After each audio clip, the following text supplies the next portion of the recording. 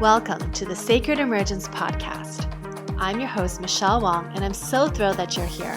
This is a place where you'll be guided to living your most aligned life so that your truest, most radiant self can emerge. We'll be jamming on topics ranging from spirituality, entrepreneurship, to wellness and lifestyle design, and everything in between that can support you to grow, evolve, and shine, all the while not taking ourselves too seriously. So if you're ready to step into your leadership, break through limiting beliefs, own all of who you are, and expand in abundance, grab yourself your faith cup of tea and let's dive in. Hello. Welcome back to another episode of Sacred Emergence. It's Michelle Wong here, and today you have me for another solo epi. And if this is your first time tuning in, welcome. I am so honored that you have decided to press play. If you're a returning listener, thank you so much for coming back. It's always a pleasure knowing that I have, loyal / dedicated listeners, and it's really, it melts my heart. So thank you for being here. And I wanted to talk about empowerment. We're going to go deeper than that, but really around who do you give your power away to, especially around readings. I've opened my doors to offering human design readings. For those of you who don't know, I recently completed my human design reader training, and I've opened my doors to really offer readings to individuals and incorporating it into my mentorship and coaching practice, into my work, because I just feel like it is just so important. And what works for me might not work for somebody else with a different human design / energy type.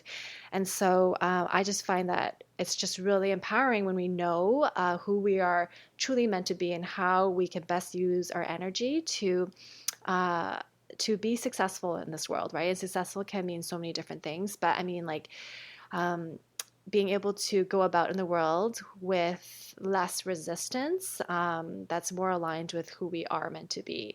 So I was thinking a lot about in the past, I have hired coaches. I have actually hired a lot of different coaches. I've also hired, or not hired, but have had astrology readings. I've also have had psychic readings or energy readings with pendulums and all of that. So I've just had my experience and my share of working with spiritual leaders, spiritual coaches, energy leaders. And it's really easy in these circumstances because especially if it's with people who are more in the spirit realm or they work with more of the energy levels, sometimes it's really seductive and really easy to because if we ourselves don't necessarily have that intuitive psychic gift, I believe that we all are intuitive. It's intuitive, and we all have psychic abilities, but it takes time to really hone these skills. And for some, it comes to them easier than others, right? And there's but it's really easy if somebody is, more psychic, or they can see, different things that you might not see with your five senses. It's really easy to give your power away and pay someone a lot of money and be like, well, tell me what it is that you know. And I've had cases where the advice that I receive after I leave a session, I feel really crappy. It's like someone just gave me this energy of negativity, of information that is really a downer, and I don't know what to do with it besides well, that's crappy, I feel disempowered now. So this topic came into mind because my intention when I give readings is I'm not going to share someone information that is not going to be empowering, right? I believe that any time in life we have something challenging in our lives, it's here to give us an opportunity to learn, to grow, and to transform and to evolve. And also, it's really easy to give information to someone kind of in a way that might be a little bit ego-driven from the person who's giving it, almost like they're at a pedestal. And it's almost it's ego-driven, so that when the person receives it, it doesn't feel good. It doesn't necessarily land in a way that is productive. And I've been I've been a recipient of that and it doesn't feel good.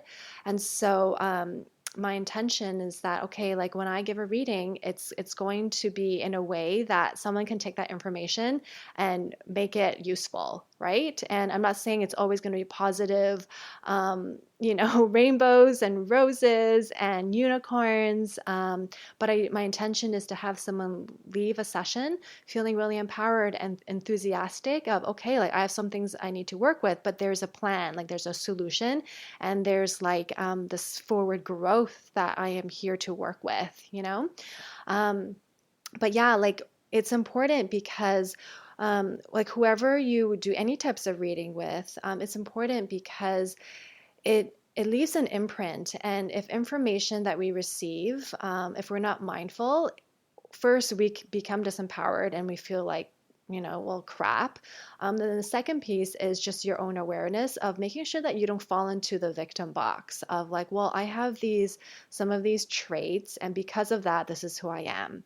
And, you know, and because of that, this is why I can't be successful, or this is why it's the way I am. And sometimes I fall into that category, and it's like, it's really easy to be like, well, that makes sense. This is why sometimes I'm an outcast, and this is why I feel like I don't belong, is because, with my energy type as a manifester, I have this repelling energy and it repels people away. So, of course, like, there's people who, no wonder I don't fit into this group, or like, no wonder I feel awkward and left out. Like, that is such a an easy way to like victimize myself. Like, I don't know if you can like sense that. Like, if you read information about like, oh, this person has repelling energy and they feel lonely and cast out, like it's so easy. Like, me as a manifester, like I'll take that in. I'm like, oh, no wonder. And then if I'm not careful, I'll be like, well, that's why her and I don't get along. Well, that's why I feel left out. And then I just, now it's up to me to find the right group. And there's a truth to that, but it can be something like, there's another way that we can think about like our energy type, or whatever description is written about our design or our astrology or whatever. And that's why, like, a lot of times lately I've been talking to a lot of people who I just ask, like, oh, what's your human design type? And most of the people, because 70% of the population is a manifestor, a manifesting generator or a generator. 70% of the world's population is a man-gen or a generator. A lot of times they're like, yeah, I know, it's like the most common type, right? It's like, I was kind of disappointed when I read that. And I'm like, what do you mean? Like, generators and manifesting generators are awesome. They're like super like warm, inviting, has this very like magnetic energy to them.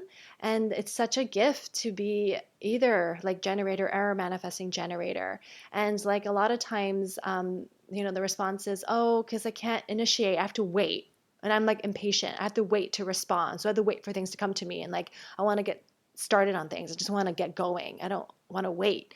And it's so interesting because like I understand where they're coming from, because I read all these, information on the websites of around human design when I was first learning. And first of all, it's very convoluted. The information is extremely overwhelming, and the information can be regurgitated, right? It's just like a carbon copy of other websites. And like a lot of times it's not necessarily the most positive spin. And I believe that every energy type, every astrology chart, every single one of us, we are magic. We have so many gifts and strengths and uniqueness that we each bring into the world, that anytime you feel bad about who you are because of a reading or a description, and then either two things. One is that you've been conditioned to feel that who you are isn't good enough, or two, the way that that description was written was from a very negative or just like the not so positive perspective. And it can be both, right? And so be mindful of where you get your information from. And secondly, if you find yourself like, oh, because I'm this, because I'm that, and therefore I am like this, disempowering, I really invite you to change that mindset and look for ways of how amazing and how incredible you are. And I'll just use the example of like a generator, because I've talked to a few people who are generators, and a lot of times they're like, oh, I'm not that interested in human design because I'm like everyone else, right? Common 70%. And I'm like, oh my gosh, like your energy is like magnetic. And what a gift. Like your energy type as a generator and as a manifesting generator, like you're incredibly lucky. Like you get to sit back and the universe gets to hand you things and you get to decide yes or no to them. Like that's magic, right? And not only that, like when you do more of what you love, you're creating this beautiful energy that fuels you, it recharges you, and that energy is so infectious and magnetic that it spills over to other people and they want what you're having, right? So you're attracting, you're magnetizing people towards you. And that is what generators and manifesting generators are. That's the energy type. Like when you're around a generator, it's you want to hang out and be in their space because it feels so good, right? It's like they're giving you a big bear hug. And that's what it means to be a generator, manifesting generator. So whatever, those 70%, like you can also think of it like we need you. 70% of the population is a generator, a manifesting generator. Like we need you in the world to really, we need you to spend time in your gifts and pursue your passion so that it spills over to us and we get to see your fire and your light and your beauty in the work that you love to do. Right. And like, I know a lot of times people will say, oh, I wish I was a manifester. Historically, manifestors are like the queens and the kings, and they're the rulers and the leaders historically, and they're the initiators. So they're the ones who are just do it. And that comes with like, that can be exhausting. I'm a manifester and I'm like, okay, that means I have to initiate everything, right? Even if I, want to date a guy, I have to take the initial action. And so it's like the grass is always greener. And then at the same time, it's like when I learned that I was a manifester, things started making sense. And it also gave me more confidence in who I am meant to be in this world and how I've been conditioned to not live accordance to my design, right? And how I've been conditioned to people please. And so like there is power in knowing who you are, but you want to make sure that you don't fall into like a victim box of, oh, because of this, that's why I'm that, and therefore I cannot do this, right? So that's one piece. Excuse me. And then being mindful of like where you actually get your information from. And yeah, like I have had readings when I come out of a reading, be it psychic, astrology, it's like I was given information that wasn't necessarily positive, but it's not anything I could do about it. Right? It's a kind of like, it was stated like a fact, like when you were born, this kind of energy happened. And therefore, you tend to be like this. And it's like, okay, so what do I do with that? There's nothing I could do with that. Like I cannot change the circumstances of my birth. I cannot change somebody else. So why did you tell me that information? And so I've been thinking a lot about this because I just feel like as people who are giving information, whether you are a coach or whether you're working more in the spirit realm, giving information to someone, it's our responsibility to make sure that the information we give is from a genuine place of service, and also as a recipient, right? As a customer, as a client, as a receiver of information, know that at the end of the day, you have the ultimate power and say of who you are, and you get to choose and you get to reject information that doesn't align with you, no matter what, right? No matter how expert, how amazing, how successful, how, I don't know, how famous someone is, like you at the end of the day are your best authority, and you can reject information that does not align with you, does not jive with you, and you have that absolute right, and it is your prerogative. And I wanted to say that so that it's like don't put people up on a pedestal, even if they might have skills that you don't have, even if you're paying them and you want them to give you amazing information. Take everything with a grain of salt because it's always going through someone else's filter. Even if it's channeled, even if it's someone's purpose, they're going through their own filter. We're all humans, right? We're all here. We have flaws. So just take that with just, a grain of salt if you ever do a reading with someone, or, if you're working with a coach. And especially when you're working with coaches, because with a coach, like, you're creating a relationship, right? There is a relationship. And sometimes it's not like my coach is my friend. A lot of time a coach is here to help you grow, help you elevate, help you transform. So sometimes it's like, God, I hate this person. They're really pushing my buttons and making me uncomfortable. But it's like, it's tough love, right? In that moment. And at the same time, it's like, I've made the mistake in the past of hiring a coach because they are highly successful and I want their success that they're having. And I know other people who have worked with them and they've also been really successful because of the results of working with someone. So like, I want that too. And I'll hire someone and I've paid like thousands of dollars.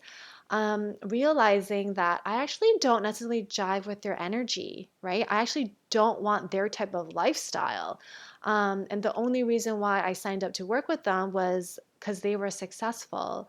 And if I had to like do over, I would really have a different, I guess, a different list of like, hey, like I want to bring someone on who I see as a peer, right? A peer, yeah.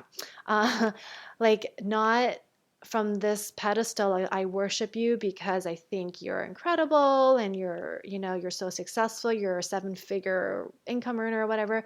But like I trust you and like you respect and you trust me, right? Versus I'm going to talk down to you because you hired me and I know so much and I've gone through so much and you have to listen to me because I'm your coach. And if you don't listen to me, then you're not going to be successful, right? Like you just have to be mindful of who you're giving your money to, because I've fallen into, unfortunately, that scenario of like, like I don't necessarily think that, I don't know, like you're giving me information that I actually don't really want to do. That is actually, I don't feel like it's necessarily in my best interest, and like the energy has to match. And I've made the mistake in the past of not thoroughly interviewing someone to work with, because my eye was on like the end result versus the journey of where it's going to take to get there. And all that to say, like all of this is like learning lessons, experiences, like, and unless I went through that journey, I wouldn't have known, right? And then I've been fortunate to work with amazing coaches, and work with amazing mentors who like I totally respect and they respect me. And with that type of energy exchange, there's actually a really healthy relationship there because we lift each other up, right? And it's not like I'm better than you, you're better than me. It's like there's this equality and this mutual respect, so that in that process, there's like an upliftment for both parties, and there's transformation on both sides of what ends up being created in that relationship. And I think that's the most healthiest, and it's one where both sides really grow, and like that is ultimately, I think, the best case scenario. So yeah, that's what I really wanted to talk about today. Like really just look at the mindset of when we go into any type of working relationship, whether it be like a one-off session with a reader or a longer term relationship with a coach. You have to make sure there is like a mutual respect, there's an energy alignment. And so do your research, interviews people, and sometimes if you got to listen to that inner wisdom, right? If it's not a hell yes, then it's a no, right? And so with all that said, I talked about how I'm offering readings for human design, and for December, I'm offering a special. Spots are already getting scooped up, and I opened up 10 spots for January readings. And the human design readings will have like an astrological overview, so that they're just together. It's so potent. And I am super, super excited. Like as I'm looking at people's charts, Like I tell you, everybody is so amazing, so beautiful, and we have so many gifts to bring into this world. We're all like, seriously, we're all so unique. And like, I get so teary eyed when I look at people's charts because, like, we're not meant to be in boxes. We're not meant to, follow the rules and do the 9 to 5 or not if we're not meant to. Like that's like totally societal conditioning. And I'm not dissing the 9 to 5, but so many of us have been pressured into being in this box, and that actually can water us down, and it waters down our purpose. And so if you're feeling called and you want to learn more, I'm going to put a link below in the show notes. But you can sign up for a reading. I'm limiting it to 10 spots, and spots are already being snatched up.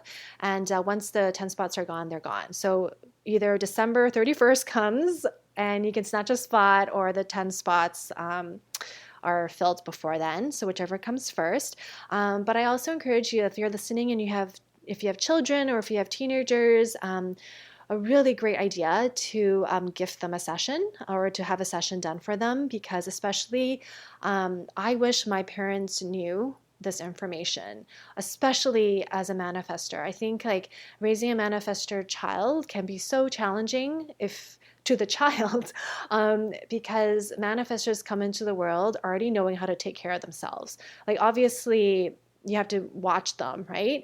But like as a manifestor, like I have this, like I was a pretty responsible kid already growing up. And I was also a bossy kid, but like, I just wish my parents knew about this, because I think their interaction with me would have been a little bit different, especially for my mom.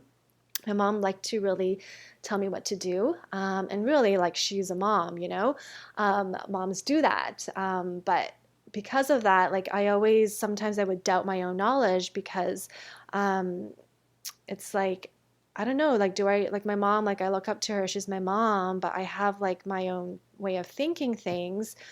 So like it's now for me as an adult, it's like learning to not people please, to really trust the wisdom that's coming up and having the courage to follow through rather than like what do other people think and looking for external validation.